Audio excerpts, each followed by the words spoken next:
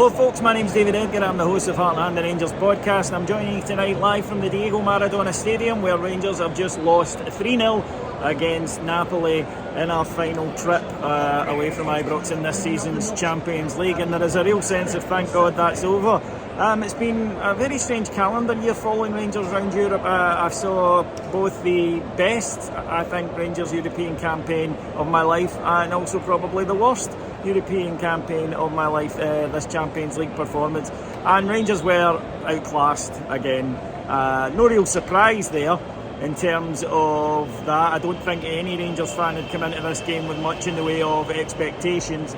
But again, far too similar to what we've seen earlier before. The manager sprung a few changes tonight, and Ridvan Yilmaz came in and he had an eye-catching performance. I thought he struggled in the opening 20, but then he came onto a game and he worked very hard, but he's got a real quality passing game that might bode well for us moving forward, a team that badly lacks creativity. Napoli took the lead early on. They never really extended themselves, in all honesty. A nice move put Simeone through. Rangers didn't defend it well enough. He finished for 1-0. And then a few minutes later, a brilliant ball in from the right-hand side. But again, Rangers not defending well enough, and Simeone headed in to make it 2. And after that, Napoli went down to just keeping the ball, controlling. They weren't overextending themselves. Still dominant, still making chances. Into the second half, Rangers spurning one chance late at the end of the first half. Alfredo Morelos put through, but the defender did do well to get back and get a touch on it. And Rangers in the second half were fine for large parts of it, competing well, knocking the ball about. But again, you can't read too much into that, because I have to say that Napoli clearly had several gears that they could have gone up had they needed to. Rangers though should have got a goal back. Yilmaz with a superb cross right across goal. All Alfredo Morelos has to do is tap it in, but he doesn't make contact. That was his last involvement before being replaced by Cholak.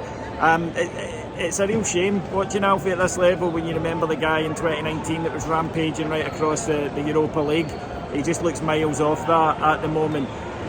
There was still time for Rangers to concede the obligatory set-piece goal. Lundstrom doesn't follow his man at a corner. Great header from Ostergaard to make it 3-0 with 10 minutes left, but still, again, just piss-poor corner defending. Rangers have done that throughout this campaign. I joke about putting men on the post, but when you are so bad at defending set-pieces in any level, and this one in particular, then why not? Because someone would be there at least to make the clearance. Overall, there's not really much you can take from this. It doesn't change anything from the weekend. I don't think expectations tonight were much anyway. Rangers don't play with intensity, and tonight we were up against a team that's full of it, and you could see the difference. Whether it's a fitness thing, I don't know. Giovanni Van Bronckhorst was asked about that at the weekend, and he said, no, my team should be fit enough to play 3 games in a week, but they don't have that pressing ability that we saw from them last season, and it's becoming clearer with each week. That's what happens. So, as I say, nothing will change. No minds will change tonight. The one positive is Yilmaz looked pretty good, and I suppose the other one is that that's our last European trip. So, just this dead rubber against, oh yeah, I know if we win 5-0 we'll go through in the Europa League. I don't see it happening. Against Ajax next week, and then that'll be it. And Rangers can concentrate on the league, as they say, which might be a good thing. Saturday's crucial. Rangers just simply can't afford to lose points in this one against Aberdeen. And we suffered another injury tonight, Leon King going off injured. That centre-half position just seems cursed at the moment. So it's a pressured game, and I suppose the one thing you can say about tonight is it could have been worse. After 20 minutes I was fearing the roof was going to cave in. So it's been a real tough lesson for us this year. The Champions League, we're not equipped for it.